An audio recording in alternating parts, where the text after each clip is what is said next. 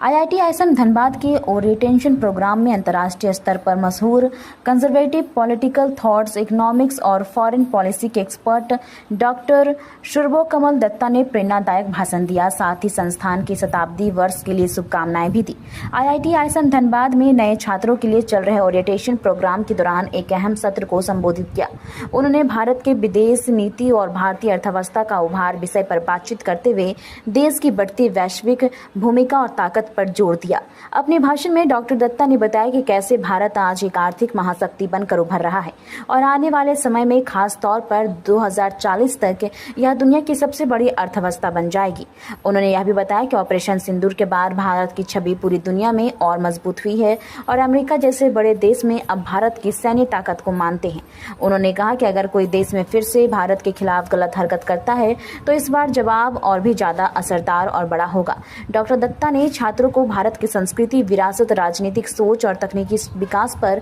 गर्व करने की बात कही और उन्हें देश के विकास में सक्रिय भागीदारी निभाने की प्रेरणा दी।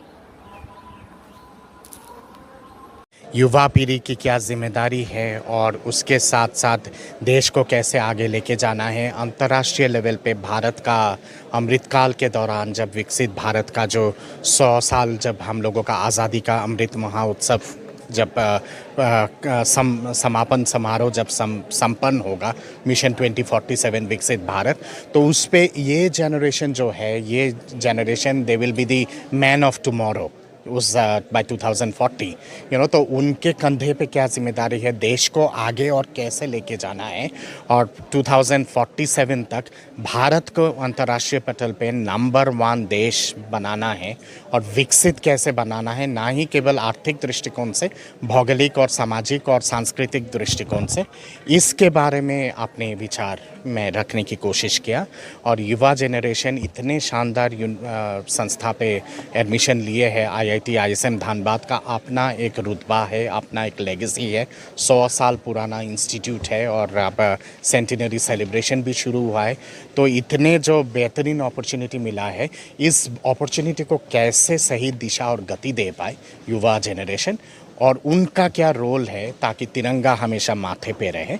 इसके बारे में अपने विचार रखने की कोशिश किया। मैसेज यही गया है कि जब जब आतंकवाद या फिर आतंकवाद को जो संयोजित प्रायोजित वे में जो लोग एक तरह से पुरस्कृत करते हैं, एक तरह से मदद पहुंचाते हैं और जिस कोई भी देश का अगर आतंकवाद अगर उसका स्टेट डॉक्ट्रिन हो, तो ऐसे देश, ऐसे समाज, ऐसे सरकार जो सड़क के उस पार है, जो आतंकवाद को एज ए स्टेट मशीनरी के हिसाब से पूरा चलाने की कोशिश करता है, ना ही उनको चेतावनी था ऑपरेशन सिंदूर। अभी तो सिर्फ हमने कहा कि अभी तो केवल एक छोटा सा ट्रिगर को दबाए हैं। दोबारा अगर ऐसा गंदगी फैलाने की कोशिश करेगा तो तमाम जितने सारे आतंकवादी संगठन हैं जो वहाँ पे मुनीर के छत्र छाया पे या फिर पाकिस्तान के आईएसआई के छत्र छाया पे जो एक शरणागत होके जो छुप के बैठा हुआ है, उनको ना ही केवल ध्वस्त करेंगे, उसके साथ साथ उनके जो आका है रावलपिंडी, लाहौर और इस्लामाबाद पे,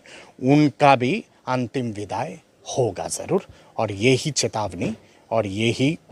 एक तरह से मैसेज था पाकिस्तान के लिए, चीन के लिए जो पाकिस्तान को हमेशा समर्थन देता है, और अंतर्राष्ट्रीय समुदाय को भी कि there is no good terrorism and there is no bad terrorism. आतंकवाद आतंकवाद है और कोई देश अगर आतंकवाद को अपना डॉक्ट्रिन बना के अगर दूसरे देश के विरोध में अगर कर रहा है और नरसंहार करने की अगर कोशिश कर रहा है, तो उस देश को कलम के माध्यम से समझाया नहीं जाएगा, डॉशियर के माध्यम से समझाया नहीं जाएगा, तलवार के माध्यम से और तोपों के माध्यम से समझाया जाएगा। दोबारा अगर गंदगी फैलाएगा तो जब भी गंदगी अगर फैलाने की कोशिश करेगा, मैं नहीं चाहता हूं कि ऐसा गंदगी दोबारा हो पहलगाम जैसा, और ईश्वर से प्रार्थना है कि कहीं पर भी ऐसा गंदगी ना हो। पर अगर पाकिस्तान कोशिश करता है तो अगले बार जब ऑपरेशन सिंदूर पार्ट 2 होगा, वो पाकिस्तान क्या है और अरब सागर क्या है किसी को पता नहीं चलेगा, एक हो जाएगा। सतर्क रहने की, और मैं समझता हूँ कि देश का निर्माण, देश का भविष्य तभी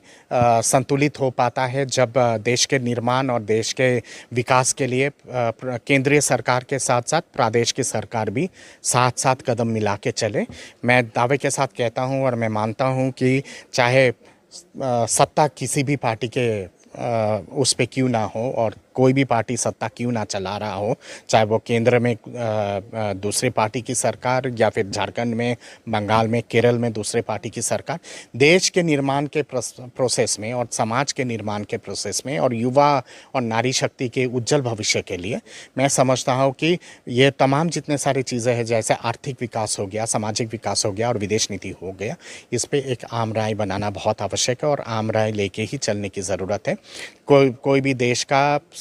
एकदम होलिस्टिक विकास तब तक नहीं हो पाता है जब भी किसी देश का कोई हिस्सा अगर वंचित रहे और अगर पिछड़ जाए, तो इसलिए प्रदेश के विकास भी उतना ही आवश्यक है विकसित भारत के लिए। मैं समझता हूँ कि जब तक विकसित बंगाल, विकसित केरला, विकसित मध्य प्रदेश, विकसित गुजरात, विकसित झारखंड, विकसित छत्तीसगढ़, विकसित जम्मू कश्मीर नहीं होगा, तब तक विकसित भारत मिशन 27 भी पूरा तरह से और पूर्णतः सही तरह से लागू नहीं हो पाएगा और कामयाब नहीं हो पाएगा। कामयाब होने के लिए विकसित भारत का मिशन 2047 के लिए सारे प्रदेशों का भी